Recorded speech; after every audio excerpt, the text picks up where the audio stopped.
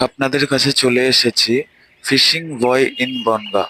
আপনাদের সবার পাশে থাকা এবং কাছে থাকা ছোট্ট একটি ভাই। আপনারা সকলে সুস্থ থাকুন, ভালো থাকুন এবং আমাকে ভীষণ ভীষণ করে সাপোর্ট ও ভালোবাসা দেবেন। আপনাদের ভালোবাসায় জাগিয়ে তুলবে আমার ভিতর নতুন নতুন ছোট ছোট ভিডিও করার প্রবণতা। আজকে এসেছি হরিদাসপুর নাওভাঙা খালের ভিতর সাইডের দিকে।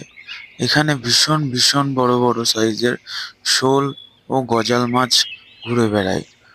এ বাদেও এখানে ভীষণ পরিমাণের কই মাছ, শিঙি মাছ, ট্যাংরা মাছ এগুলো আছে। এরকম সুন্দর জায়গাটিতে আপনারাও যদি মাছ ধরতে চান তাহলে আমার সাথে সরাসরি কন্ট্যাক্ট করতে পারেন, অথবা কিছুদিন আগে আমি এবং আমার একটা পাড়া প্রতিবেশী ভাই এখানে মাছ ধরতে এসেছিলাম। নিশ্চয়ই আগের ভিডিওতে আপনারা দেখেছেন কম বেশি যে কি সুন্দর মোটামুটি বড় সাইজের গজাল মাছ পাওয়া গেছে। আপনারা যদি খুব অভিজ্ঞ কেউ হয়ে থাকেন তাহলে আমাকে জানাতে পারেন, অবশ্যই আমি এই জায়গার ঠিকানা দেব।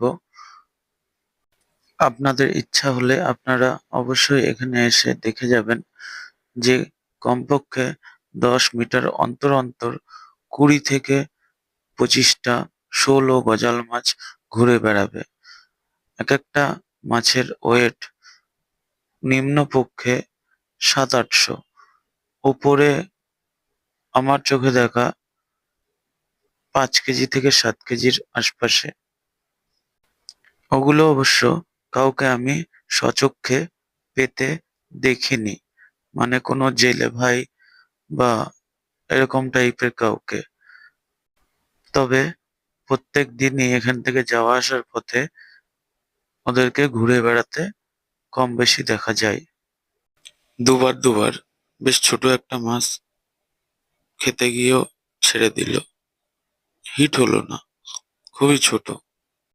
দেখা যাক আরো কিছুবার থ্রো করার পরে কি রেজাল্ট পাওয়া যায়। অবশ্য কটা দিন দেখছি এই অতিরিক্ত ভীষণ গরমের কারণে মাছ আশা করি খাচ্ছে না ভালো। আমার চ্যানেলে যেসব দাদা, ভাই ও বন্ধুরা আছেন তারা অবশ্যই অবশ্যই আমাকে জানাবেন কি কারণে এত মাছ থাকা সত্ত্বেও ঠিকঠাক টোপ খেতে চাইছে না। অতিরিক্ত মাছ থাকা সত্ত্বেও বেশ কিছুবার ধেয়ে আসছে মাছ, তবুও টোপ ধরছে না। আর আমার শেষ কথা হলো যে আপনারা ভালো থাকুন, আমার পাশে থাকুন, আমাকে ভালোবাসুন।